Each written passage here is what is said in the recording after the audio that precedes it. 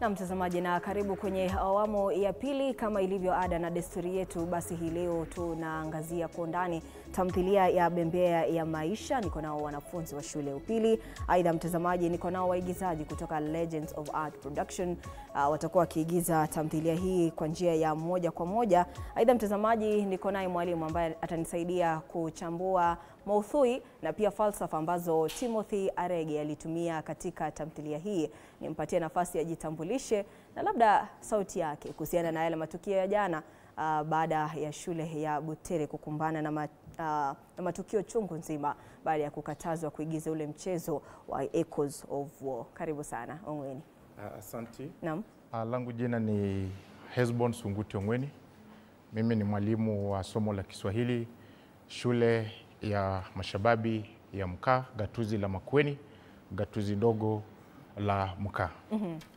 Asante. Nikianza na jambo la kwanza ambalo umesema pengine kuguzia kuhusu masuala ambayo hapo jana tulishuhudia mtafaruku kidogo, kakakuwa na mshike wa hapa na pale kuhusu mabinti wa shule ya mabinti ya Butere kuhusu mchezo wao wa kuigiza Echoes of War.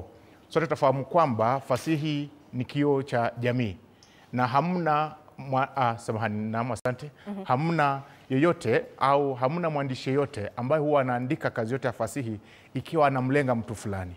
Kwa hivyo kwa pengine ikiwa pengine yale matukio ambayo yanatokea katika ule mchezo wa Echoes of War pengine yanashabihiana na yale ambayo yanatokea nchini, si kwamba yule aliyekuwa anatengeneza huo mchezo alikuwa na nia ya pengine ya kushambulia pengine serikali au kuingilia mtu yeyote. Tunajua kwamba kazi ya fasihi ni kuelimisha, na kunaweza kuwa tuna ule mgongano ukawa tu pengine ulitokea na ukashabihiana kwamba yanaafikiana na yale ambayo yanatukia. Japo ni mengi ambayo huwa fasihi huwa yanaangazia, sio tu mkondo wa siasa peke yake. Tukiangalia hasa tamthilia ya Bembea ya Maisha, Timothy Arege amejaribu kwa vyovyote vile kuonyesha vile jamii ya kisasa, japo amejitenga kidogo na swala hili la siasa ambalo waandishi wengi wamekuwa kijikita kwalo, kwamba hasa wakiangazia uandishi wao wengi wameleta swala la siasa na kulieka pale hivi kwamba unaona kwamba kila kitu ambacho kinafanyika duniani au kinachofanyika katika jamii ya kisasa kimejikita katika nini? Katika siasa. Lakini ni tofauti na vile Timothy Arege alivyoisuka hii tamthilia ya Bembea ya Maisha. Amevamia au amezamia dhana ya jamii. Anataka kuonyesha ni vipi jamii ya kisasa pengine inavyokumbwa na matatizo chungu nzima, tangu na yale matatizo ambayo ni ya kisiasa. Hasa unapokuwa na masuala ambayo ni ya kisiasa, kuna ule mtafaruku ambao unaweza tokea baina yake pengine na viongozi. Na ndio maana amezamia, na hasa katika tamthilia Bembea ya Maisha anashughulikia nguzo kuu ya jamii ambayo ni ndoa. Ameangazia matatizo ambayo yanayokumba ndoa, ameangazia hasa mwanaume alivyoumbwa na mwanamke kuumbuliwa, vile mwanamke anavyoweza kuchangia katika ile hali ya kuboresha maisha au kuboresha jamii ya kisasa. Naam, asante sana Sunguti. Kabla sasa tujapata igizo la kwanza kutoka kwa Legends of Art Production, ambapo mtazamaji watakuwa wakiigiza kurasa za kwanza, haya yatakuwa ni mazungumzo kati ya Yona na Sara. Yani mwalimu, na pia wewe kama mwanafasihi, yani fasihi ina sauti kwa kiasi gani au uzito kwa kiasi gani ya kwamba mwandishi anaweza kuandika tu kuhusiana na jambo fulani, huenda likawa ni katika tu mawazo bunifu, lakini mlengwa au hathira anahisi ya kwamba hili jambo mimi, hata kama mwandishi anasema ni bunifu, ni mimi nimeandikiwa. Asante. Tufahamu kwamba tuanze pengine kwa kueleza pengine maana ya fasihi. Maana ya fasihi ni nini? Katika kitabu chake Assumpta Matei anazungumzia fasihi kwamba fasihi ni sanaa inayotumia lugha kuwasilisha ujumbe, na huu ujumbe unamhusu binadamu na mazingira anamoishi. Kwa hivyo ni sanaa inawasilisha ujumbe kuhusu binadamu na mazingira anamoishi, na vile hisia zake kuhusu yale ambayo yanamwathiri nani? Binadamu. Kwa hivyo mwandishi yote yule anapoandika kazi ya fasihi, pengine kuna jambo ambalo ameliona likitukia, na hasa katika fasihi utapata kwamba kuna matukio ambayo yanapotolewa, kuna yale ambayo yanatukia kwa sasa na kuna yale ambayo yatatukia baadaye.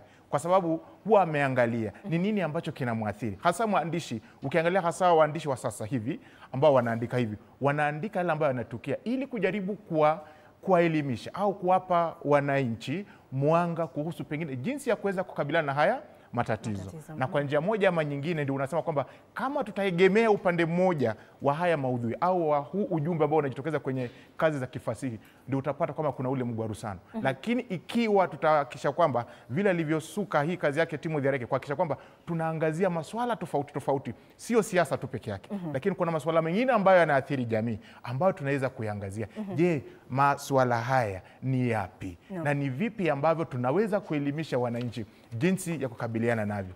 Angalia anavyoanza kazi yake. Anatueleza kwamba wakati Yona anapoingia pale anapoingia na kumpata mkewe kwamba fanya nini? Mkewe amelala pale. Anamuuliza, kwani mbona leo nyumba hii haifuki lau hata moshi? Kwa sababu gani? Anataka kuonyesha kwamba kando na kuna masuala mengine ambayo yanaweza tukia katika jamii ambayo yanahitaji ushirikiano wa watu ili kuweza kufanya nini? Kuyakabili. Kwa hivyo swala la siasa ni swala ambalo ni zito, ambalo hasa wale ambao wanafanya hizi kazi pia kuna ule urefu au kile kiasi ambacho tunafaa kuchukua ili tuhakikishe kwamba tusije tukawa tuna ule mgongano baina yetu au kugonganisha. Na tunapochukua hivyo, pengine utapata kwamba ujumbe huu leo hivi, pengine nikirejelea yale masuala ambayo yalikuwa yanatokea jana kuhusu shule ya mabinti ya Butere, utapata kwamba pengine ninaweza kuwa pengine naunga mkono kile kilifanyika. Kuna yule ambaye anapinga na huu kupinga, mtu hapingi kwa sababu pengine kuna kosa, anapinga kutokana na nini? Na msimamo wake wa kisiasa. Tusije tukachukua kazi za kifasihi na tuanze kuziangalia kwa misingi ya kisiasa. Tukifanya hivyo tutakuwa tunafanya nini? Tunapotoka. Na hivyo utapata kwamba yule ambaye alikuwa anaandaa ile kazi hakufanya hivyo kulingana na misingi yake ya kisiasa. Asante sana Songoti. Basi kwa muktadha huo, mtazamaji, sasa tuzamie tamthilia yetu ya leo ambayo ni Bembea ya Maisha. Hivi basi inadhihirika kwamba fasihi pia ina sauti na ina sauti kubwa kweli. Basi iwapo mtazamaji una kitabu chako, tamthilia hii ya Bembea ya Maisha, tunaanza kabisa katika ukurasa wa kwanza. Sehemu ya kwanza, onyesho la kwanza ni alasiri nyumbani. Sara anachukua vidonge vya dawa na kuvimeza kabla ya kuketi kwenye kochi jipya. Ukuta umepambwa kwa picha chache za familia. Anaingia Yona anayeonekana mchovu na aliye kinani. Niwapatie nafasi waigizaji wetu kutoka Legends of Art Production. Ni mazungumzo kati ya Yona na Sara. Basi bila shaka mtazamaji, ni alasiri nyumbani. Sara anachukua vidonge vya dawa na kuvimeza kabla ya kuketi kwenye kochi jipya. Ukuta umepambwa kwa picha chache za familia. Anaingia Yona anayeonekana mchovu na aliye kinani.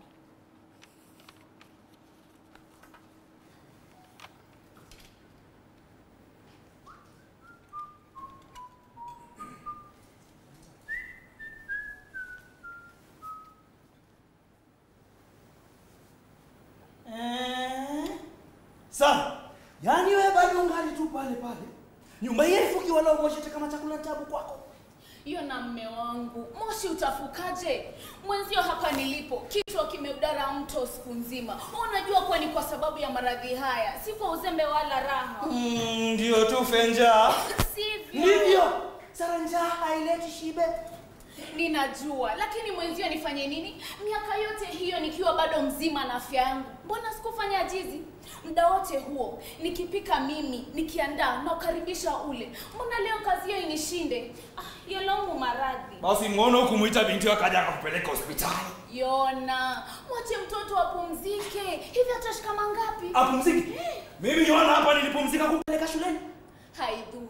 Hukupumzika.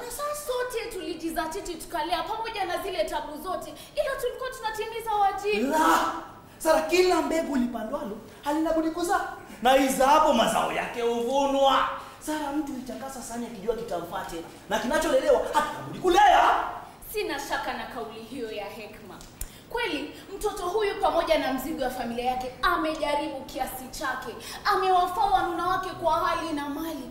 Unajua mme wangu, nasikia kulipa gharama ya chuo kikuu si lele mama. Jambo hili limewashinda hata wanaume wenye mishahara minono serikalini. Kutoani moyo? Mwambie. Si lakini pamoja na moyo huo mtu jikuna ajipatapo. Na si neno. Lakini nishatujua kwamba fimbo ya mzee kuridhiwa na mtoto wa kwanza ni wajibu.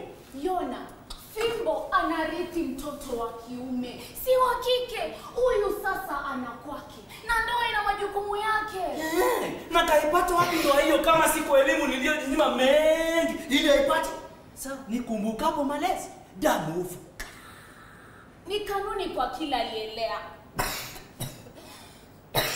Kweli sehemu hiyo ulicheza vizuri na anajua na ushukuru, lakini kwa hakika aliyoyafanya hayana kifani. Sasa lipi la ajabu alilofanya? Yaani kuwalipia ndugu zake karo hapa ni ajabu? Si hoja hii. Hoja ni ipi? Ugonjwa huu usingenibakisha hata nikaiona leo hii.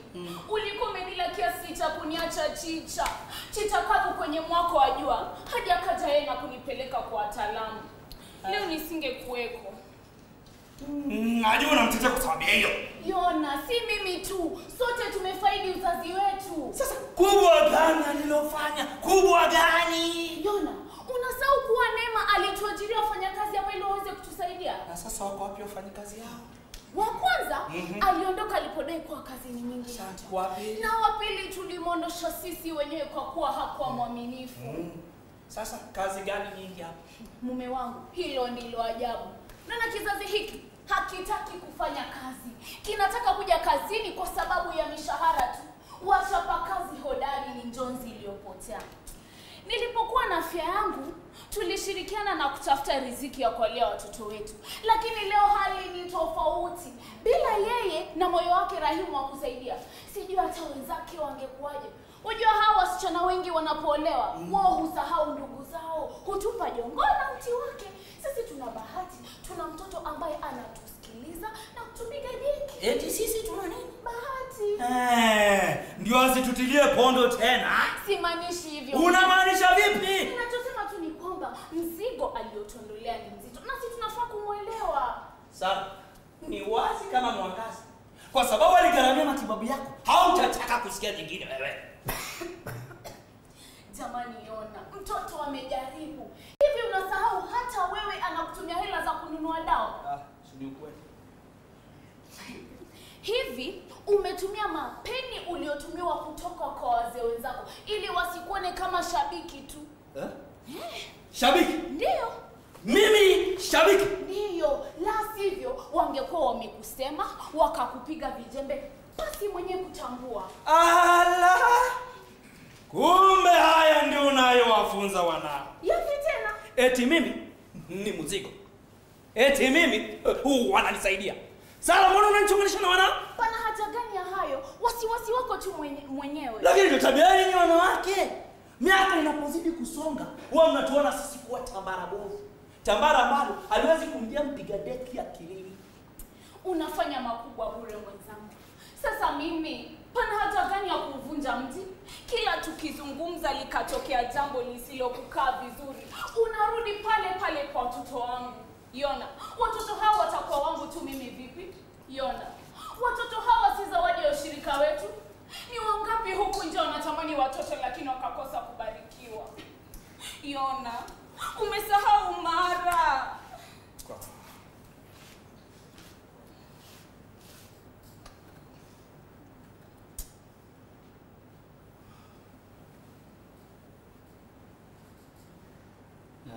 Nimesikia basi. Na usiyafanye marefu kuliko vile inavyostahili, nimesikia.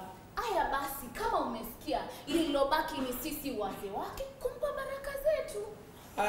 Na iwe basi. Lakini Sara, nyumba hii haifuki. Subiri mme wangu. Nilimpelekea Dina salamu aje atufanyie chochote.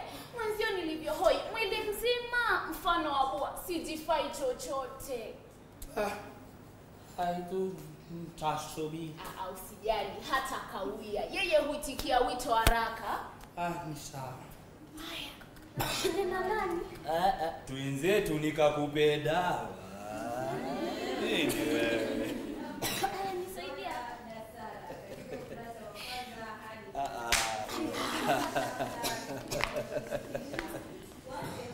Afunzi, sasa tufanye kazi yetu upande huu. Labda sasa mwandishi Timothy Arege anachora taswira kamili na picha hii ya ubabe dume katika jamii. Labda ni wapatie nafasi wanafunzi watueleze maana ya hili jina ubabe dume kabla tujaendelea na mahojiano kwenye studio zetu za upande wa pili. Na maana ya neno ubabe dume wanafunzi? Neno ubabe dume kwa majina naitwa Mary. Naam. Katika unyanyuke kidogo ndio tukupate. Aha. Kwa majina naitwa Mary. Naam. Ubabe dume ni jinsi wanaume wanavyosawiriwa katika kitabu cha Bembea ya Maisha. Yaani wanaume wamesawiriwa katika kitabu hiki kwamba hawawezi kufanya kazi za nyumbani. Na pia wanawake wanafinyiliwa zaidi katika kitabu hiki kuonekana kuwa wanawake hawawezi chochote katika kitabu hiki. Naam, asante sana. Mpigie makofi. Naam, Sunguti, haya ni matukio katika ulingo wa wanafunzi na ualimu. Naam. Wanakielewa hivyo kitabu. Naam. Lakini kiuhakika huenda haya ni mazungumzo yametukia leo asubuhi katika boma fulani. Naam, hasa. Wanasema kwamba moshi hujafuka, mwanaume anahisi kwamba mimi bado sijapikiwa. Na pia yale maneno ya Sara pale, ile dondoo ambayo nilikuwa nimemshirikisha mwanafunzi mwingine ya kwamba hiyo ndio ajabu, kizazi hiki hakitaki kufanya kazi, kinataka kuja kazini kwa sababu ya mshahara tu. Haya ni maneno yamesemwa na boss fulani. Hiki kizazi cha Gen Z, wachapakazi hodari ni jonzi iliyopotea. Nilipokuwa na afya yangu tulishirikiana kutafuta riziki ya kuelewa hao watoto wetu. Kweli japo mara nyingi haikuwa rahisi, tulijitolea hadi tukashinda. Pia kuna kauli nyingine Sunguti hapa ambapo anasema lakini ndio tabia yenu wanawake. Ni maneno ya Yona. Miaka inaposonga kama hivi mnatuona kama tambara bovu, tambara lisilomjia hata mpiga deki akilini. Hivi sasa pia wewe kama mwanaume hapo ulipo, Yona maneno anayotoa ni maneno ambayo tunafaa kuwa tukiyatoa kwa sasa hivi. Fasihi. Huo ndio utamu wa fasihi. Alivyoeleza binti pale kwamba ubabe dume au tunapozungumzia, kwanza tunapoanza na neno falsafa. Falsafa ni maoni ya mwandishi wa kazi ya fasihi. Kwa hiyo tunapozungumzia falsafa ya mwandishi kuhusu ubabe dume, alivyoeleza binti pale ametumia msamiati mzuri. Amesema kwamba vile mwanaume alivyosawiriwa, vile mwanaume amechorwa, hivi kwamba mwanaume ameumbwa vipi na mwanamke akaumbuliwa kwa njia gani. Kwamba mwanamume amepewa sifa chanya huku mwanamke akizidi kufanya nini? Kudunishwa, kufinyiliwa. Ndio maana nilipoanza nilisema kwamba hasa masuala ambayo huangaziwa katika fasihi ni masuala ambayo huwa lengo lake hasa ni kujaribu kubadilisha mwelekeo au mtazamo wa jamii kuhusu masuala fulani. Hasa hapa katika onyesho la kwanza tunapewa ile hali ya ubabe dume, kwamba mwanaume ameingia, yeye anaona kwamba mkewe ni mgonjwa, hana huruma kwake. Anamwambia kwamba mbona hii nyumba haifuki moshi? Kwa sababu gani? Kwa sababu mwanamume hafai kuingia jikoni kufanya nini? Kupika. Nani anafaa kuingia jikoni? Mkewe, ambaye ni Sara. Sara hapa tunajua kwamba amelemazwa kidogo kutokana na ugonjwa. Lakini naye ndugu yetu ambaye ni Yona hataki kuona hayo. Bado namuuliza mbona haifuki angalau hata moshi, anataka kula. Kwa hivyo tunapata kwamba ile hali ya ubebe dume ni ile hali ambapo mwanamume anaonyeshwa kwamba au anatolewa kama amepewa hadhi kubwa kushinda ile hadhi ambayo ni ya mwanamke. Na hivi kwamba mwanamke naye anazidi kufanya nini? Kufinyiliwa. Angalia hapa anapozungumzia kwa mfano tuna mambo ambayo yanaonyesha ubabe dume kutokana na yale maigizo. Kuna wakati ambapo Yona anapozungumza anamwambia Sara kwamba mtoto wa kwanza ndiye hurithi nini? Fimbo ya familia. Lakini Yona ni mwanaume. Hapa naye Sara ambaye ni mwanamke anakuja na kusema la, anayerithi fimbo ya familia huwa ni mtoto wa nini? Wa kiume, si wa kike. Kwa kwamba hii familia tutakapokuwa tukiangalia utapata kwamba hii familia haikuwa imebarikiwa na mtoto, ikachukua muda fulani wakabarikiwa na watoto, wakapata na watoto watatu ambao ni wa kike peke yake. Sasa hapa Yona anapozungumza na Sara, anataka kwamba yule mtoto wao wa kwanza ambaye ni Neema aje aweze kuwasaidia katika kuinua ile familia. Lakini sasa hapa tunaona kwamba Yona anataka kumpa yule mtoto wa kike ile hadhi sawa.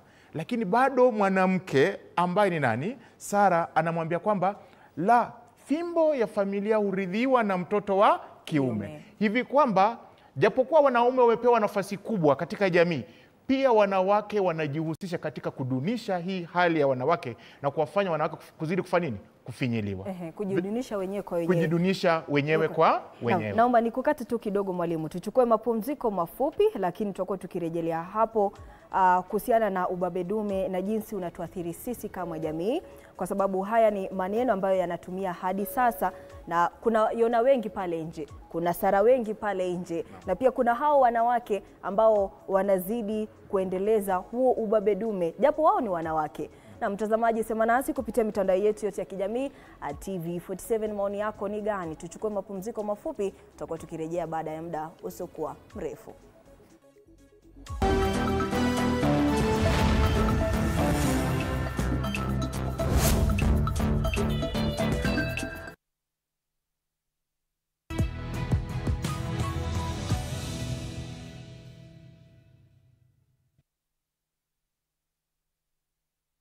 Academic goals and aspirations. Mount Kenya University is here to enable you achieve your goals. I'll be taking you through this introductory part. You can study online through our electronic learning. We also assure you of timely completion of your studies, as well as give you a wide range of academic programs to choose from. Ready to blend academics, talent, and extracurricular activities? Enroll with us today. Mount Kenya University, unlocking infinite possibilities. The machinations, the red tape, the hardball, the shame, the glory, the secrets, the covert, the overt, the good, the bad, the ugly, the wins, the losses, the squabbles, the treaties, the twists, the turns, the tenders, the contracts, the game, the drama, the spats, the dossiers, the scandals, the naked truth, even their clandestine meetings. Everything you ever wanted to know, now you'll know with a new, boldly reimagined and revamped Star. Grab a copy of the Star, because smart people read the Star. Hey kids and families, get ready for the most fun-packed show around, Kids on the Block. Join us for awesome music, magical storytime adventures, and super cool arts and crafts. Plus, we pop tasty treats in our cooking corner. Learn, laugh, and create with us. Kids on the Block, where every day is a brand new adventure. Don't miss it!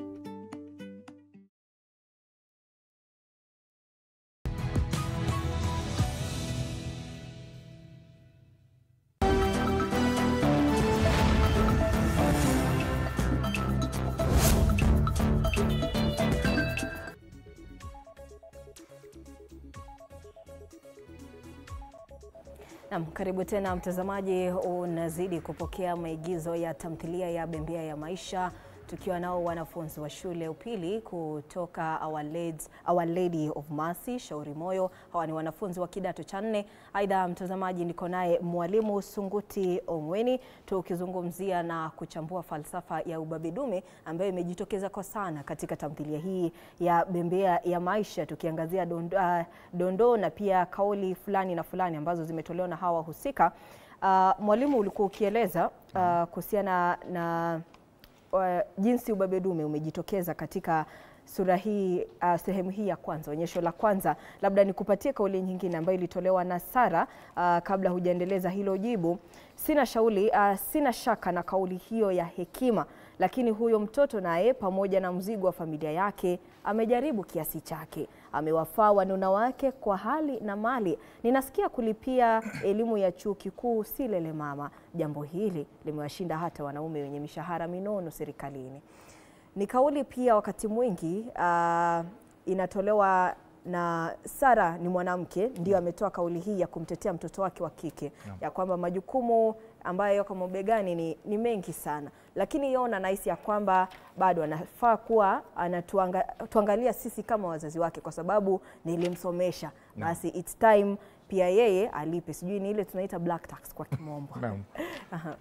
Kwa hivyo vile ulivyoteja kwamba amesema kwamba kulipa karo ya shule si lele mama. Ubabe dume hapa ni kwamba ule ambao unajitokeza hapa ni kwamba mwanaume ana majukumu ambaye anafaa kuwa anafanya nini? Anayatekeleza, kama vile kulipa karo na kadhalika.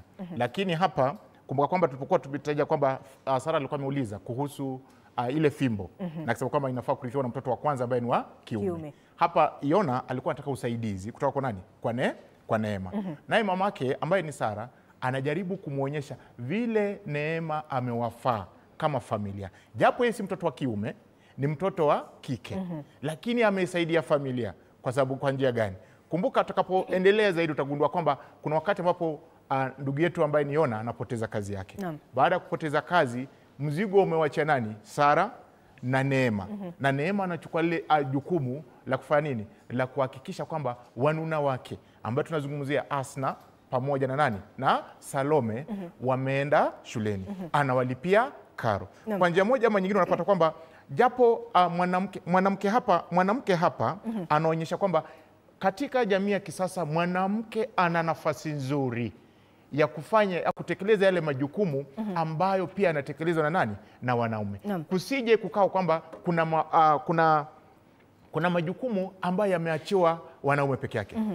Jamii ya kisasa ikumbatia kwamba majukumu ya kufamilia ni majukumu ya watu wote kwa pamoja. Wawajibike, baba na mama wawajibike. Washikane mikono ili kuhakikisha kwamba kuna familia au kuna nini? Kuna ule uridhiano au kuna usawa katika kutekeleza haya majukumu. Kusiwe tu kwamba kuna majukumu ambayo yametengewa wanaume na kuna majukumu ambayo yametengewa wanawake. Sasa hivi Sunguti, huu ni msimamo wako wewe kama mwalimu, wewe kama mwanaume au wewe kama mwanafasihi? Kwa sababu kidogo tu wao wanaume unaona hapa, namuona Charles, namuona Simon, namuona Kwena pale, huenda wakawa na tatizo sana ya kutoamini the gender roles. Lakini labda pia tuwakumbusha kwamba maisha huenda siku moja ukajipata wewe kama kigogo wa familia ukakosa. Sasa basi where draw the line ya kwamba mimi kama mwanaume huenda siku moja nikawahitaji, basi hata mimi wacha tuwe na maelewano, tusaidiane majukumu yote ya nyumba. Na pengine nitasema kwamba ninatoa msimamo huu kulingana na fasihi. Pengine nikitoka tu kidogo niingilie katika pengine kando na hiki kitabu tuangalie Nguu za Jadi ambapo kuna Mangwasha Clara Mwanyi. Kuna Mangwasha na kuna Mangwasha na mumewe ambaye ni Mrima. Kuna wakati Mrima hana kazi, sivyo? Na ameenda ako nje, ako mahali kuna takataka, amejificha huko. Hataki kurejea kwa nyumba kwa sababu anahofia kwamba akirejea kwa nyumba ama arejee na awe kwamba anamtegemea yule mwanamke, jamii itamdunisha, itamuona kwamba amefeli. Wanaume ni wakati mwingine wa kukumbatia haya masuala kwa sababu huenda haujui kesho itakuwa vipi. Tuwape ruhusa. Hasia kwamba tunaacha yale tuache majukumu yetu. Yale majukumu yajapo tunayapokea, lakini tuwe tayari kuacha haya majukumu ili tufanye nini? Tuweze kuweza samahani, nasema kwamba tuweze kuchukua haya majukumu, tusiyaweke kama mzigo wetu, hivi kwamba kama kuna tatizo nisiende nikamwambia mke wangu bana nimekwama, nikuamue. Anapokukwamua hakuonyeshi kwamba umefeli. Ndio jamii ya kisasa. Na ndio maana hapo awali wakati mtoto wa kike alikuwa amedunishwa sana, mpaka hata masomo yake tulikuwa tunaona kwamba watoto, hata Sara mwenyewe hajasoma sana kwa sababu elimu mtoto wa kike ilikuwa imetupiliwa mbali. Sasa hivi tunaenda shule tunapata kwamba kuna wanafunzi wa kike na wa kiume. Ukienda hata vyuo vikuu kuna wa kike na wa kiume. Ukienda hata nchini Kenya tunaambiwa kwamba katika uongozi tuwe na ile nini, tuhakikishe kwamba kuna ile two-third gender rule, kwamba kuwe na kama viongozi ni watatu, angalau wawili wawe wa jinsia moja au wengine wawe jinsia nyingine, ili kuweza kufanikisha ile umoja, utangamano na kuweza kusaidia mzigo ili uwekaweza kufanya nini, kupungua. Naam, asante sana Sunguti. Basi mtazamaji, umemsikia Sunguti akitambulisha majina kama vile Neema. Neema ni mtoto wa Yona na Sara. Basi mtazamaji, na wapatia waigizaji wangu nafasi nyingine. Tutaenda hadi kwenye ukurasa wa 47. Hapa ni nyumbani. Neema yuko mezani akimsaidia Lemi katika masomo yake. Bonju ameketi kwenye kochi huku anacheza na simu yake. Basi kwa mara nyingine tunawakaribisha waigizaji wetu ambao watakuwa wakiigiza kwenye wahusika wa Neema, Lemi na pia Bonju nyumbani. Hapa kwao Neema yuko mezani akimsaidia Lemi katika masomo yake. Bonju ameketi kwenye kochi huku anacheza na simu yake.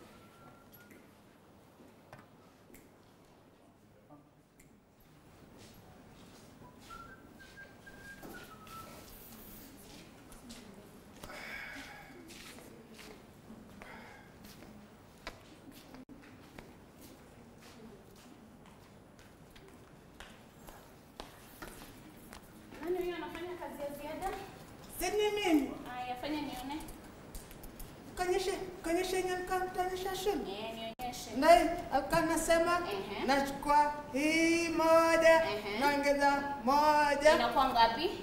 11. Lemi si 11. Si 11. Hii moja inakuja hapa, hii moja nyingine inasimama kando ya mwenzake hapa. Lemi si hivyo. Ona, niko na kidole kimoja, nikiongeza kidole kingine inakuwa viwili. Vizuri. Hebu nipigie makofi. Aya, si umeona? Ndio. Haya. Hivyo ni vizuri. Haya, fanya hii. Si umeona? Haya, fanya hii kwanza nione. Hii. Haya. Mbili kiongeza mbili. Inakuwa ngapi? 4. Vizuri. Haya, endelea sasa peke yako. Alafu nikimaliza utanipeleka out. Kesho ni weekendi, lakini nitasafiri kumpeleka bibi nyumbani. Alitoka hospitali? Ametoka leo. Mbona hajakuja kunisamilia? Nisalimia. Mbona hajakuja kunisalimia? Mbona mama? Alikuwa amechoka, lakini atakuja siku nyingine. Sawa kababa? Sawa. Haya. Lakini mama, ni kitambo tangu twende out. Nimepeza kuogelea na wenzangu. Haya basi, nimesikia. Kwanza nenda ukafue hanchifu yako, utahitaji kutumia kesho. Sawa? Asante mama, umenikumbusha siku nimevua hanchifu yangu. Haya, enda ukafue.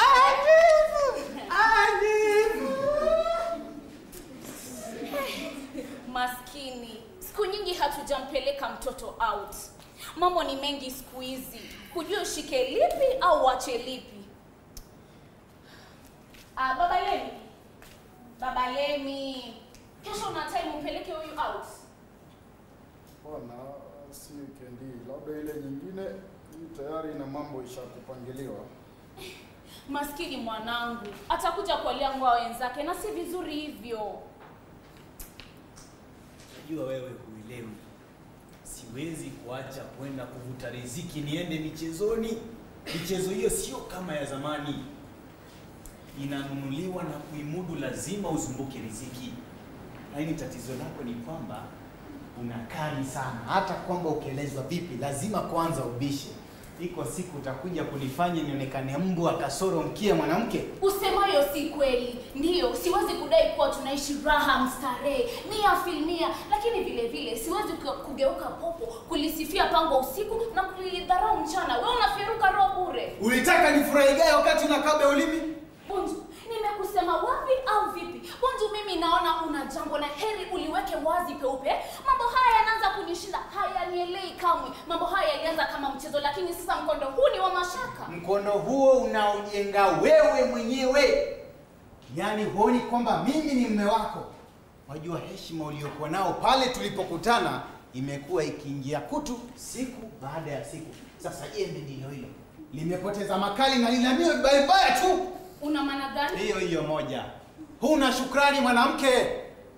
Yaani wajua uhuru niliyokupa ushaanza kulevya. Paka umejenga serikali yako ndani ya nyumba yangu. Mara nyingi uko nje kikazi. Majukumu yote umeniachia, paka mtoto mimi ndio msaidia kufanya homework. Uone kwamba mimi ni mume wako, mimi ni kichwa, na kwamba wewe ni shingo. Yaani naona ushaokata ubeleko, unasubiria tu siku ya siku.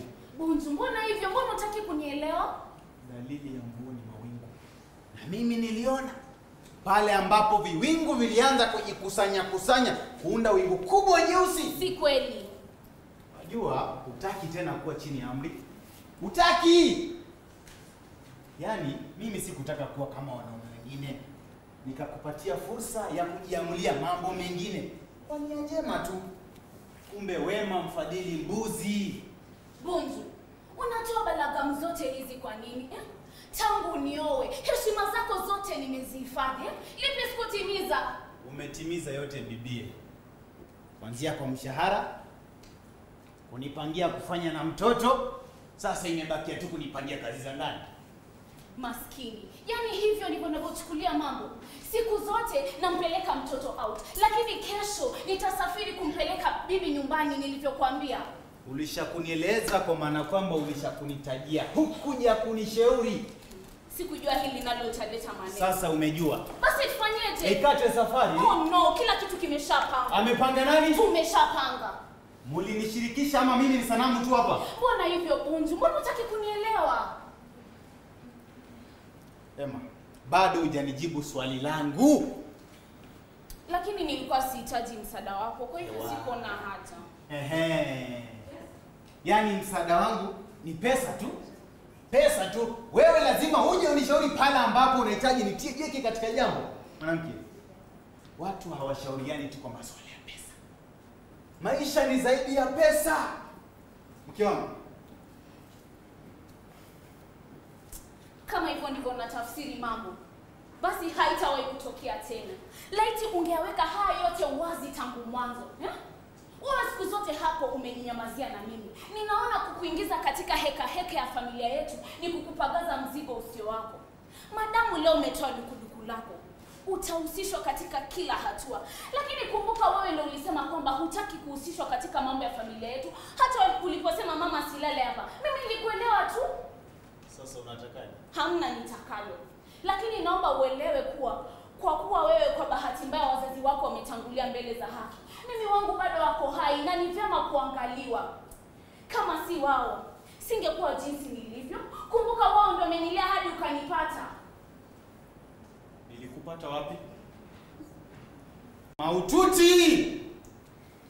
Ulinipata maututi kweli.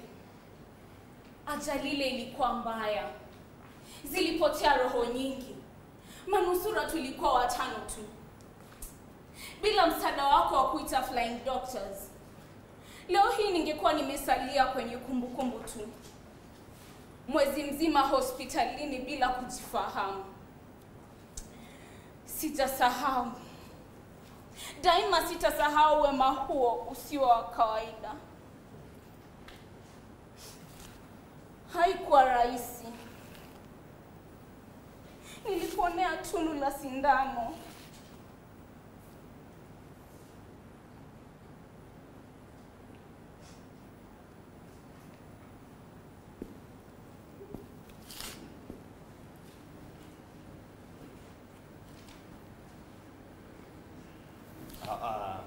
Ema, usifanye hivyo. Usifanye hivyo. Silie mbele ya mume wako Ema. Usilie Ema. Bwana.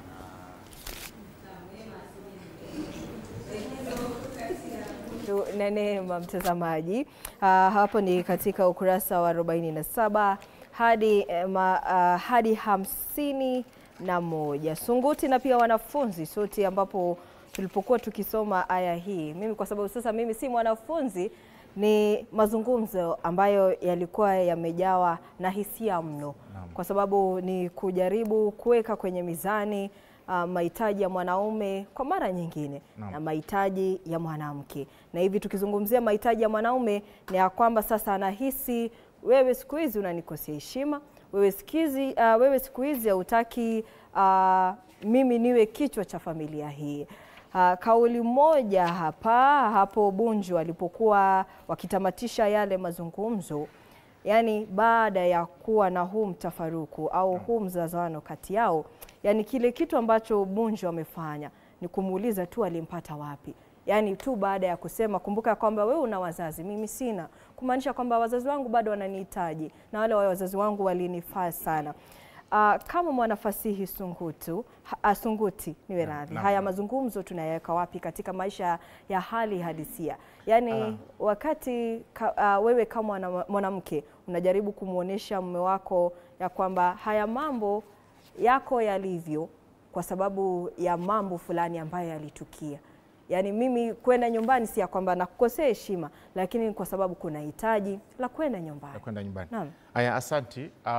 Vile tunaendeleza haya maudhui ya ubabe dume na hasa tukiangazia hayo mazungumzo baina ya Bunju na Neema. Kuna jambo ambalo linajitokeza pale ambapo Neema anajaribu kuzungumza na mumewe kuhusu masuala fulani, kwamba kuna jambo la kwanza kumpeleka Lemi out, imekuwa muda kabla Lemi hajaenda out. Kwamba ni jukumu la wazazi kuhakikisha kwamba mtoto amepelekwa nje ili kujivinjari. Sasa anamwambia babake ampeleke, lakini anaona kwamba hawezi akaenda. Na haya mazungumzo yanapozidi ndipo inafika wakati ambapo sasa ndugu yetu ambaye ni Bunju anaonyesha ule ubabe dume kwa kuturejesha nyuma katika matukio na kutuonyesha jinsi yeye na Neema walivyopatana. Na utapata kwamba hawa ndipo waanze kuchumbiana, ndipo wakaweze kuwa mme na mke. Ni kwamba Bunju alimuokoa nani? Neema katika ajali ya barabarani. Ukiangalia katika haya matukio tunayafananisha na ile tukio la katika Biblia ambayo ni tukio la Msamaria mwema, ambapo alipata kwamba huyu alikuwa amepata ajali lakini hakuwa anamjua. Akaja na akafanya nini? Akamchukua na akampeleka hospitalini na kisha kwamba amelipiwa kila kitu na ametibiwa. Sasa hivi kwamba ukiangalia katika hayo katika huo muktadha unapata kwamba kuna wakati mwingine ambapo wanaume huwadhalalisha au huwafanya au huanza kuwadhalalisha wanawake kulingana na hali zao au hali ambazo wanaona kwamba waliwatoa. Anaona kwamba ningemwacha huyu angefariki. Na ndio maana anamuuliza nilikutoa wapi? Na ndio sasa anapoulizwa Neema anapoulizwa kwamba nilikutoa wapi, inabidi ananyenyekea.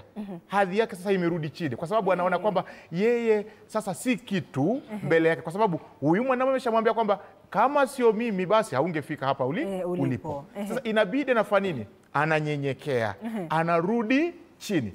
Na kumbuka kwamba katika mazungumzo yao kabla hajatoa hiyo kauli ambayo ilimuudhi Neema na Neema akatoka anza kuzungumza peke yake, kuna ile kauli ambayo alikuwa anamuuliza, kumbuka kwamba mimi ndiye kichwa kwenye hii nyumba, wewe ni shingo. Anamwambia nataka kwenda mahali. Unadhani ya kwamba kuna tatizo mwanaume anapoanza kusema mimi ni kichwa? Kwa nini you keep on kutukumbusha kwamba mimi ni kichwa cha hii familia? Ala kifasihi tunaposema kwamba mimi ni kichwa, kwa mfano sihitaji kumwambia mke wangu kwamba mimi ni kichwa. Mke wangu anafaa kujua kwamba hii nafasi ni mume wangu. Kwa hivyo kuna tatizo. Ukianza kukumbusha familia yako. Nilipokuwa nikuwa mdogo, nilipokuwa nikikua kwamba kulikuwa nyumbani. Kulikuwa na kiti ambacho kilikuwa kimetengewa baba. Aje nani hangekali hicho kiti. Hicho kiti kilikuwa ni cha nani? Cha baba. Hivi kwamba hata nyumba ijae kuna kiti ambacho kilikuwa kimetengewa kwamba mtoto wate akija ataketi hapa. Huyu hawezi kakalia hicho kiti. Huo ni ubabe dume ambao ulianza hizo enzi.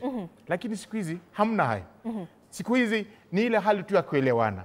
Japo mwanamke pengine anataka kuonyesha mwanamke kwamba mimi nina nafasi kubwa, sio lazima nimueleze kwa maneno. Wacha matendo yangu yaonyeshe kwamba mimi ni kichwa cha hii familia. Asante sana Sunguti. Basi mtazamaji, nataka tupate maigizo zaidi kutoka kwa tamthilia hii ya Bembea ya Maisha, lakini kabla ya hilo tutasonga hadi ilikuwa ni mchana ambapo kulikuwa nayo mazungumzo kati ya Bunju na Neema, Sasa hapa itakuwa ni jioni nyumbani kwake Asna. Baada ya chajio, hakuna umeme. Sara na Asna wameketi kutazamana huku wanapiga gumzo. Taa ya sola iliyo kwenye mloleo wa meza inatoa mwangaza hafifu unaoonyesha vitu mbalimbali chumbani humo, kama vile vyombo vya kulia vilivyojaa mezani, mtungi wa gesi ulio chini ya meza, galoni kadha za maji zilizo pembeni mwa meza, kitanda alichokalia Asna na stuli aliyokalia Sara. Kabla waigizaji wangu wakiingia kwenye jukwaa, nataka nielekeze swali kwa wanafunzi wetu wa leo kutoka wa Lady of Mercy huko Shauri Moyo. Bado ni swali la dondoo. Angalia mama, madaktari wameeleza chanzo cha maradhi yako hayo. Ndoa imeyatia doa maisha yako, imekuletea msongo wa mawazo kwa kukaripiwa na hata kupigwa na baba. Sasa mimi ninataka uhuru wangu na sitataka kupigwa kichapo cha mbwa mara kwa mara mpaka nipate ugonjwa wa moyo. Matokeo yake ni haya. Kuna raha gani kama maisha ni kugeuzwa ngoma ukapigwa kwa fujo yote mpaka ukapasuka? Nani yuko tayari kujibu? Na kuna zawadi ya t-shirti, TV47 na kofia. Nyanyuka tu, chukua kipaza. Unacho tayari? Naam, na uanze kwa jina. Jina langu ni Davi Kerubo. Naam. Kwanza hayo ni maneno ni ya Asna. Anamwambia Sara. Aha. Ambapo wakiwa nyumbani mwa kwake Asna, hapo walikuwa wanazungumzia kuhusu maradhi ambayo Sara alikuwa anapitia. Naam. Naam. La kuongeza? Amejibu hajajibu? Ni sahihi? La kuongeza labda? Kuna mtu alikuwa amenyanyua mkono nyuma yako, mpe kipaza sauti. Langu jina ni Maureen Mweni.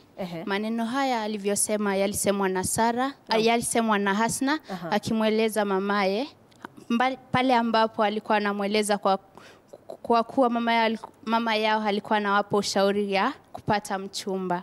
Asante. Kwa hivyo nimpatie nani zawadi? Mchague mmoja. Sawa, basi mtazamaji, tuende kwenye maigizo ya pili. Hapo ni maneno ya Asna ambapo alikuwa akimwambia mama yake Sara. Basi ni siku hiyo jioni nyumbani kwake Asna. Baada ya chajio, hakuna umeme. Sara na Asna wameketi kutazamana huku wanapiga gumzo. Taa ya sola iliyo kwenye mloleo wa meza inatoa mwangaza hafifu unaoonyesha vitu mbalimbali chumbani humo, kama vile vyombo vya kulia vilivyojaa mezani, mtungi wa gesi ulio chini ya meza, galoni kadhaa za maji zilizo pembeni mwa meza, kitanda alichokalia Asna na stuli aliyokalia Sara. Sara na Asna, kazi kwenu sasa. Mwanangu, kimekuwa chakula kizuri. Naona sasa umehitimu upishi. Mama, kama unavyojua mimi sipendi kupika tangu zamani. Mimi huona uvivu wa ajabu nikiwa peke yangu, chai ya rangi na mkate unitosha. Tabia gani nawe? Unaishi kivulana. Mama, mimi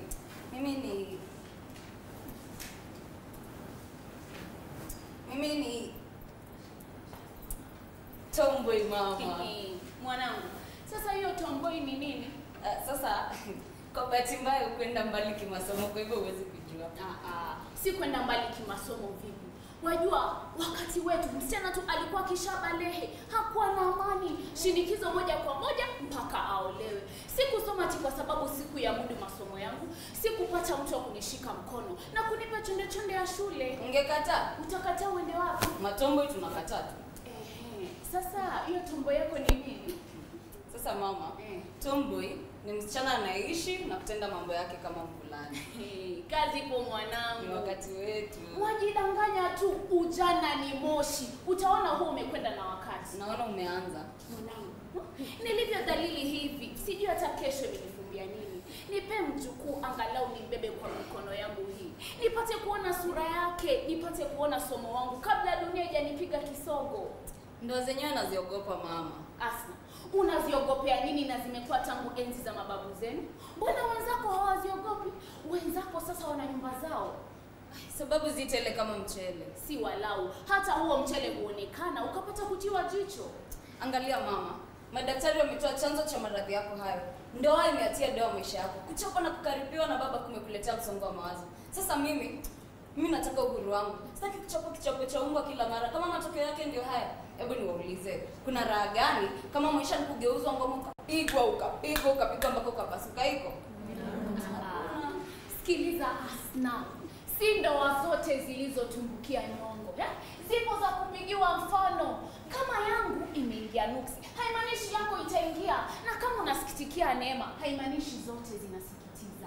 Pengine changamoto zetu zingekuwa funzo kwako. Sasa fanya hima uepuke mitego yetu. Mitego ifanani mama, yako si sawa na yangu. Ndio, na ndio maana tulikupeleka shule ili utumie maarifa hayo kujiendeshea maisha yako. Uko shuleni pia tufunzi kungaza ndoa. Ndoa ni mtihani mkubwa kabisa mama. Asna, na wewe uliona wenzako walivyofanya? Mama, ajabu ya ndoa ni kwamba unafuzu na kukabidhiwa cheti hata kabla hujakalia mtihani. Mitihani huja baadaye na mitihani yenyewe haina silabasi mahususi. Ni kama una hofu. Hofu itele mama. Hebu itazame safari ya maisha ya Neema. Neema alikuwa hodari asiyeshindika darasani, alifuzu kwa alama za kumezea mate. Lakini hebu tazama mitihani ya ndoa ilivyomyumbisha. Si yule Neema mwenye kujikakamua au kujitolea. Si yule tena mama. Ya dadako yaache. Yeye na mumewe wanaelewana vizuri. Katika hati zile. Maji angekuwa yamewafika shingoni, basi wangeshindwa kuishi. Ndoa ni mfano wa bembea. Upo wakati uko juu, na upo wakati uko chini. Hizo juu chini chini juu ndizo utamu wake. Ni kama maisha kwa jumla. Ndiyo yanapanda shuka, lakini panda shuka hizi ndizo utupa kuridhika hatimaye tunapozishinda. Mwanangu, hebu nikuulize, maisha angekuwaje bila hali kubadilika? Yangechusha mama. Unaelewa sasa? Naelewa, lakini unajua mengine, huweza kuinyonya afya yako na kukuacha chichatupu kama huyo Neema.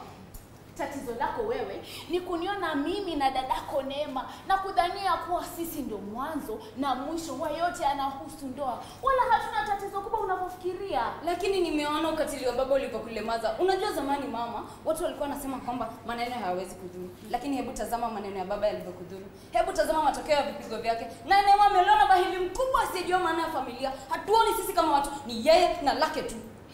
Asna, haya shemeji yako yanakuwasha sana? Yanakuwasha?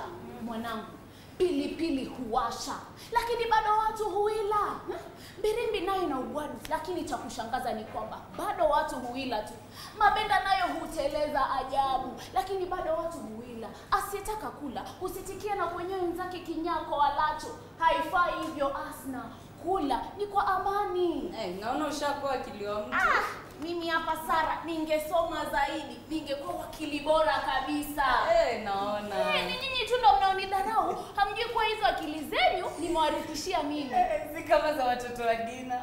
Hivyo watoto wa Dina wana nini? Elimu tu. Elimu ni muhimu mama.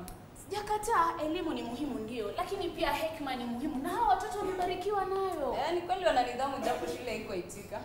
Asna, Mungu hakupi yote. Akikupa hiki, atakunyima kile, maana anajua akikupa yote mawili yatakushinda. Japo watoto hao hawajabarikiwa na elimu, lakini Mungu amewapa amani na upendo wa ajabu. Ni kweli. Unajua zamani walikuwa maskini kweli. Hivi leo wana afadhali kiasi kwamba huwezi kujua. Hapo awali hawangeweza hata kutajwa au kutolewa mfano, na kama wangetajwa ilikuwa kwa kuwabeza tu. Asna, nyinyi vile vile hali yenu haikuwa na afadhali. Ni mangapi yalisemwa kutuhusu? Tulisemwa na kusutwa bila sinile. Si kwa umaskini, lakini kukosa kwa namna yoyote ni umaskini. Mtu ni maskini wasichokuwa nacho. Sisi tulikosa nini? Tulikosa mengi Asna. Kwanza sisi wazazi wenu tulipochukua muda bila kupata watoto, tukaitwa maskini wa watoto, maskini wa kizazi. Neema alipokuja na nyinyi nao mkafuata, tukaitwa maskini wa kushikwa mkono wakati wa uzeeni, maskini wa mrithi. Baba yenu Yona alipofutwa kazi, tukaitwa maskini wa fedha. Lakini kwa kudra za Mwenyezi Mungu, jazi yetu haikugonga mwamba. Baba nayo ni shangaza. Alikuwa vipi akiwa mwalimu? Yona wangu alikuwa mwalimu hodari. Wakati wake, watoto wakipita, naye anapata zawadi mzomzo kutoka kwa wazazi na serikali. Kwa hivyo ulevi ndio ulimharibia sifa zake? Ulevi mwanangu. Gongo liliamega madili yake, na kimya kimya uwajibikaji ukamponyoka na kumteleza kama sabuni yenye povu nyingi. Moyo wa walimu kwa haupigi tena ndani yake. Na wasingemsaidia kujirekebisha. Huyo wakati ilikuwa hakuna hivi vitu vinaitwaje vitu vya kumsaidia mtu kujirekebisha. Havikuwa. Maskini baba. Watu walidhani amekwisha. Lakini kumbe fanaka inachomokea kwingine. Unajua mama, wanasema kwamba mlango mmoja ukifungika, macho huiona milango mingine mingi ambapo hapo awali haikuwa inaweza kuyaona. Hiyo ni kweli. Unajua wakati huo haya yalikuwa kama vishindo vya mashua na sisi tulikuwa kama bahari, tuliacha yaelee na kupitwa na wimbi la wakati. Unaona sasa jinsi heshima inavyorudi. Heri alivyomalizika. Ombi langu lilijibiwa nikafarijika. Amina. Asna, mimi mamako nimechoka, naona ni vyema twende ndani tupumzike. Nataka jogo wa kwanza akiwika hivi tuko tumeshika guni, menda wapi? Kwako. So je, nimempeza babako? Twende. Twende tupumzike. Na Sara, huyu ni mwanamke na mtoto wake ndio wamekuwa kwenye jukwaa wakituigizia kuanzia ukurasa wa 51 hadi ukurasa wa 57. Sunguti, unajua kwamba mambo yanavyobadilika sana ndivyo yanazidi kubaki vile yalivyokuwa. Sasa hapa kwa ulevi mwanangu, gongo liliamega maadili yake kimya na taratibu wajibikaji ukawa umemponyoka na kuteleza kama sabuni ya povu jingi na kumwacha na kisomo chake tu. Moyo wa walimu ukawa haupigi ndani yake. Labda tu nipate kauli kidogo kwa sababu hiki ni kizazi cha Gen Z. Ama ni Gen Alpha? Gen Z. Sawa, kizazi cha Gen Z. Labda sasa tukiangazia kwa maisha ya hali halisia, kauli yake Sara, msiwaze kuhusiana na jinsi mtakavyojibu maswali kwa sasa katika mtihani wenu wa kitaifa, lakini Sara anaposema ulevi mwanangu, gongo liliamega maadili yake kimya na taratibu wajibikaji ukawa umemponyoka na kuteleza kama sabuni ya povu jingi na kumwacha na kisomo chake tu, moyo wa walimu ukawa haupigi ndani yake. Kwa namna yoyote ile, sijui nani mshauri kati yenu, nani huwa na pia kuwa anapenda kupatiana wosia sana? Yupi huyu? Ameokoka? Basi hili swali nitalielekeza kwake. Kwa njia yoyote ile, naomba uangalie hivi. What is her name? What's your name?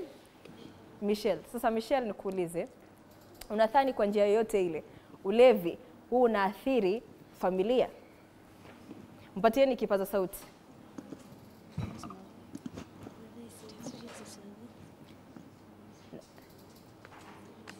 Kamera yake ni hiyo huko. Sema jina na pia utupatie jibu. Kwa majina naitwa Michelle. Michelle, usiogope. Si mpatieni joto. Mpatieni joto. Michelle. Sauti. Ama nani atamsaidia? Michelle, wacha asaidiwe. Asante. Naam. Naam, kwa majina naitwa Doreen, na ulevi unaweza athiri familia.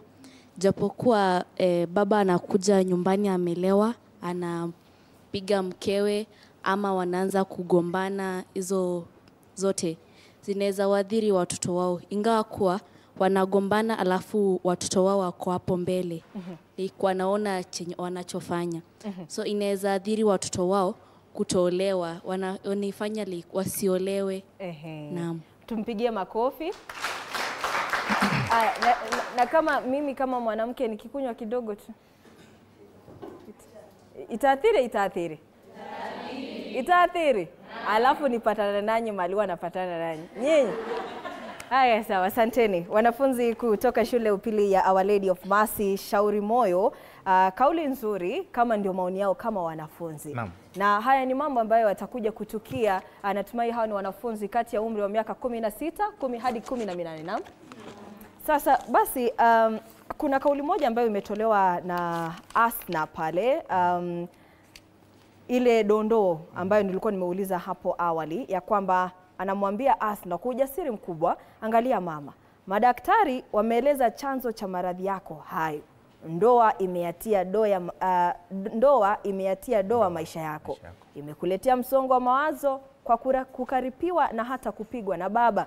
Sasa mimi ninataka uhuru wangu na sitataka kupigwa kichapo cha mbwa mara kwa mara mpaka nipate ugonjwa wa moyo. Matokeo yake ni haya.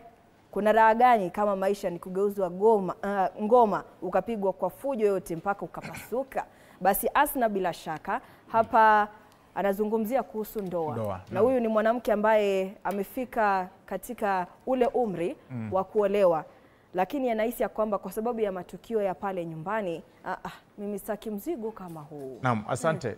Vile tulivyokuwa tumeanza, nilitaja kwamba kuna masuala mengi ambayo mwandishi anafaa kuzungumzia katika uandishi wake kazi ya fasihi.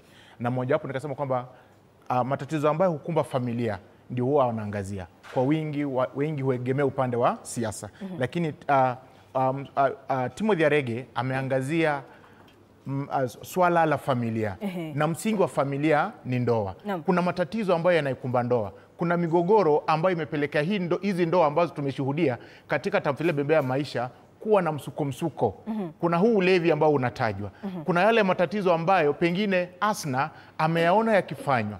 Kuna mateso ambayo ameona wale ambao katika ndoa amewaona wakiyapitia. Na ndio maana yanaamua katika roho yake anasema kwamba mie katika ndoa sioni nikiingia huko.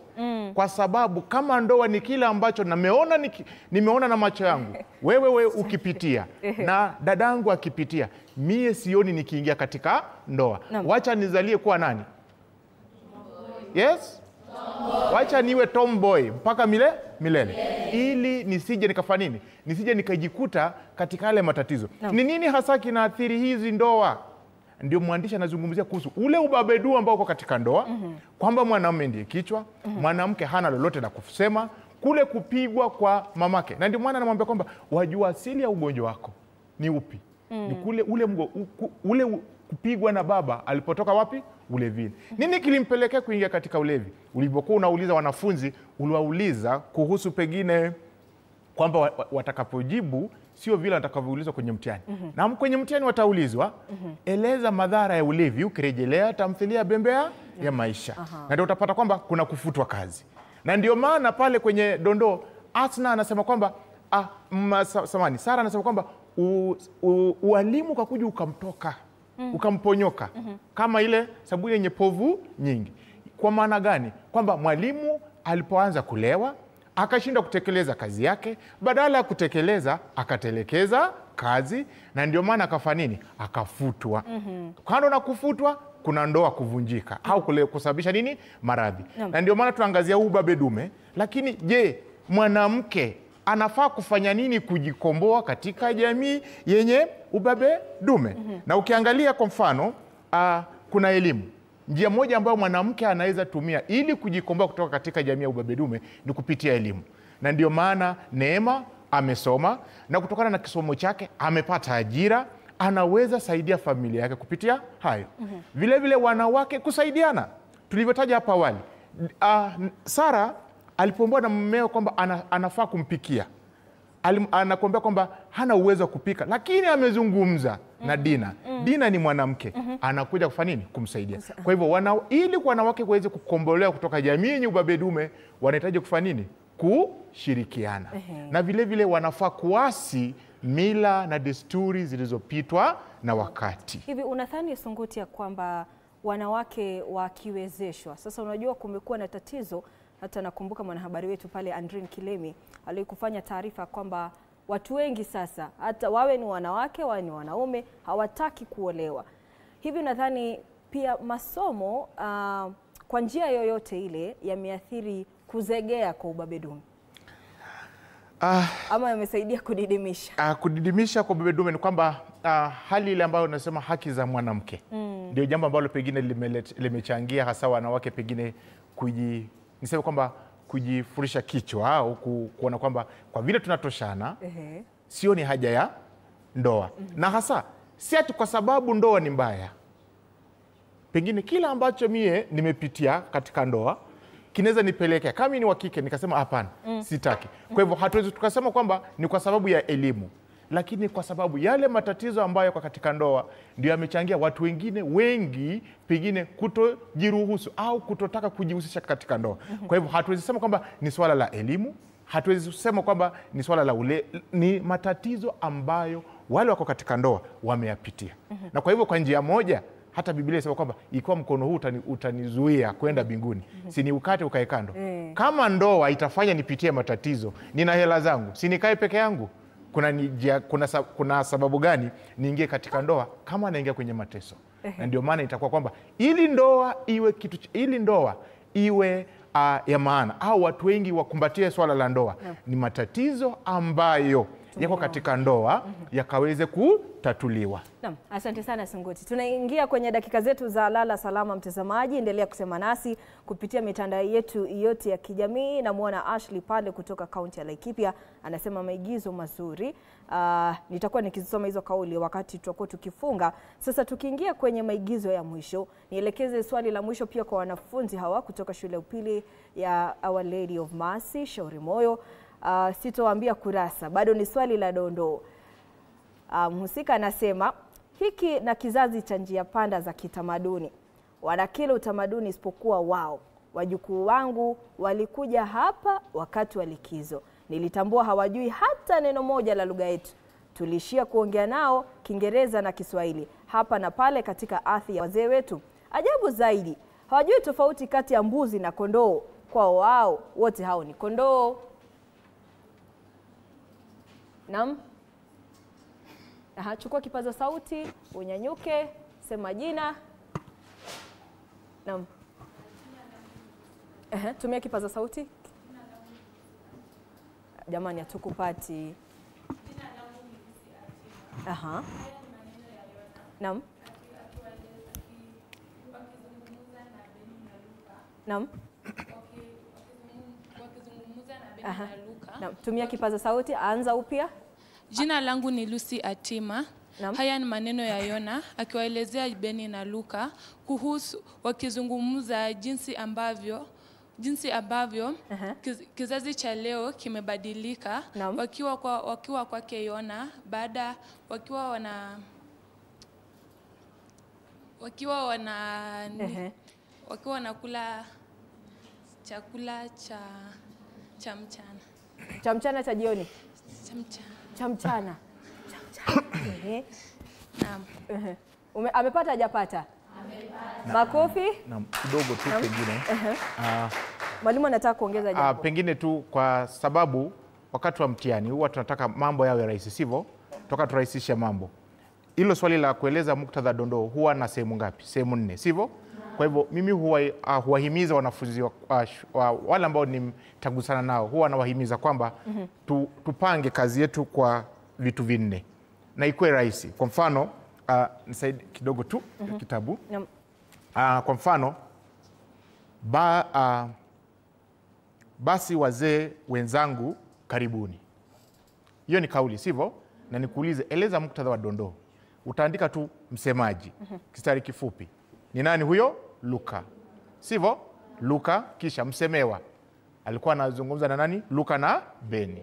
Wapi? Walikuwa nyumbani kwake nani? Luka. Sababu gani? Walikuwa wamekutana pale. Kwa hivyo upange msemaji, msemewa, sababu na mahali. Tosha. Sawa? Hivi kwamba kama ni utahini itakuwa rahisi, badala unajua ukianza kueleza msemaji alikuwa, utajipata kwamba unajikanganya. Ili kuepuka kukanganya, panga kazi yako iwe msemaji, msemewa, sababu na mahali. Asante. Naam, asante sana mwalimu. Basi mtazamaji, dakika zimetupa kisogo kweli, basi hatutaweza kupata maigizo. Labda nisome kauli 2-3 kwenye mitandao yetu yote ya kijamii. Namuona Esther anatazama moja kwa moja kutoka kaunti ya Bungoma. Esther anasema wanafunzi wako tayari kwa mtihani, kila laheri. Namuona naye Moses kutoka kaunti ya Narok anasema mazungumzo mazuri kuhusiana na falsafa ya ubabe dume. Pia namuona Ashley kutoka kaunti ya Laikipia kwa mara nyingine anafuatilia kipindi.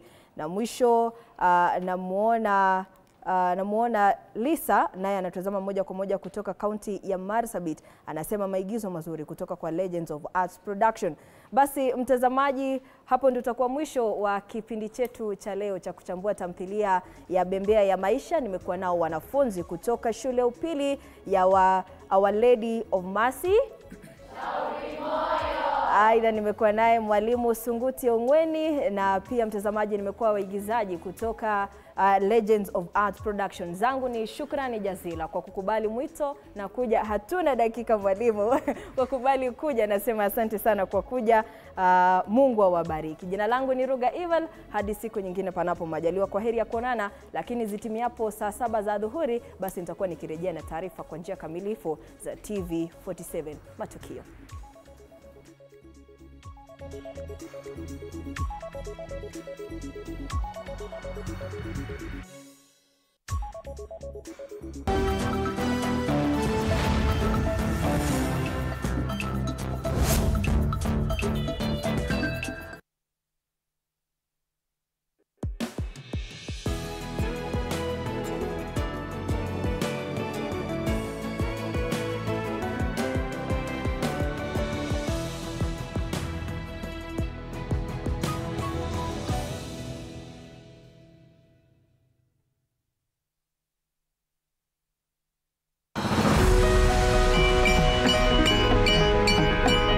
It's a big boost. It's a huge boost for Maybet to come in. Wenye Maybet wamekuwa able to motivate sisi kama wachezaji. Tulikuwa tumeingoja sana. Tumetupea motisha at least leo. Paka tumeshinda game bao mingi. As Maybets we have come through for them. Under our Maybets may come through CSR project, and to that effect we are giving them a support of 300,000 every month for the next 10 months. That's a total of 3 million.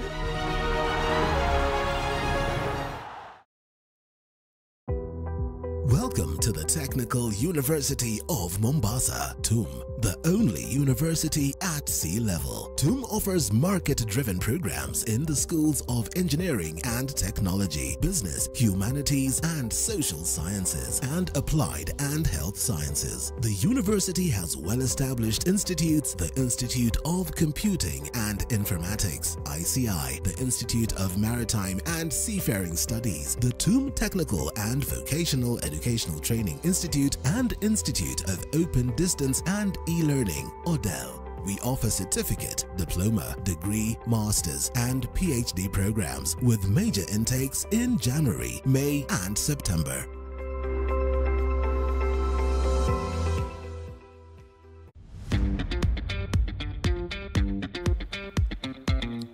Let me tell you, there's only one supermarket brand that gets you as a family, making sure that you have a full shopping in your house. And of course, at the best price and the best offers. And the best promotion, of course, ladies and gentlemen, Sadisana, where else? It can only be Naivas. And today I'm coming live from Naivas at Seattle Mall, where we're going to be checking what are the gifts of the week. And of course, this Easter, what can you shop at and what can you shop for as a family? Manzo, you need food, you need unga, you need snacks, you need new electronics, you need new beddings, because so to your holiday. What's your show? Come and follow me. What do we have as an offer and a promo for you as a customer at Naivas? You know what we call ourselves? Naivas saves you money. Come and show you. And of course, I'm telling you, the deals are so many.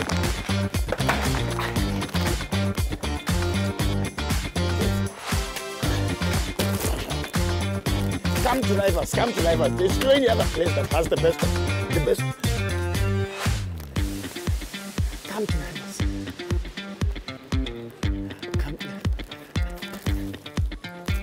Wow. The Chinchon Emperor has 11 sons, but the 8th prince died young, so there are exactly 10 princes together. I have a plan for how to assign the girls, but there's still one left. You don't want to? Untie me right now! You're a bunch of... Let me go! You don't understand. Our Prince Shang, he has been through so much. How dare you drink my tea? This selection, there are many beauties from each state. It's a pity Princess Yuanxing of Sichuan didn't come. She's a beauty among beauties. You're the boss. How can an employee let the boss sleep on the couch? I don't think a boss would want to share a room with an employee.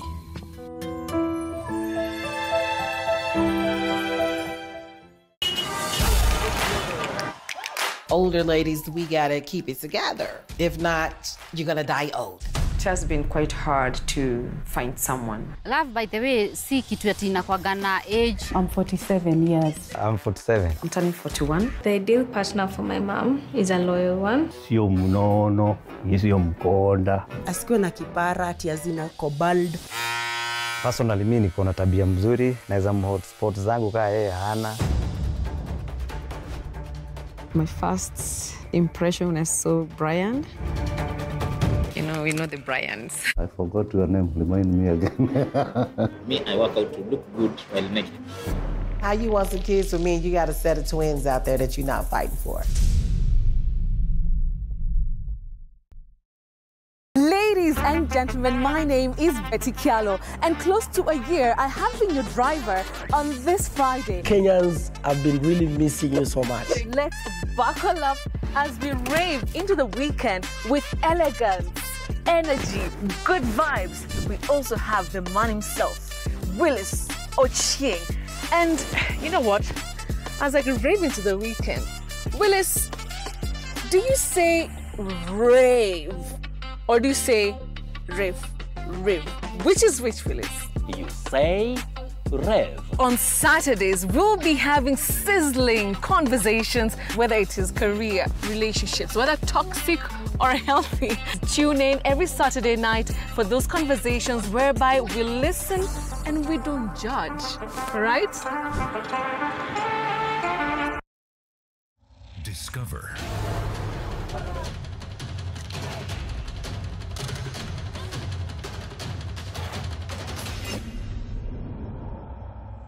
The world.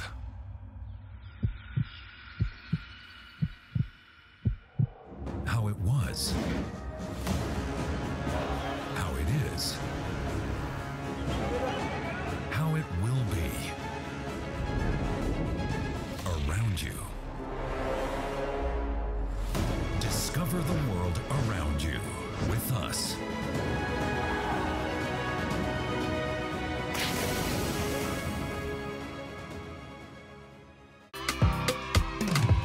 Nuzona namia walikuwa na bibi ya mpendwa, usafiri alipenda na hadithi zote aliwapa. Ila siku moja kafariki, hadithi za Bobelan zikawa zisikiki. Nuzona namia wakahamia kwa bibi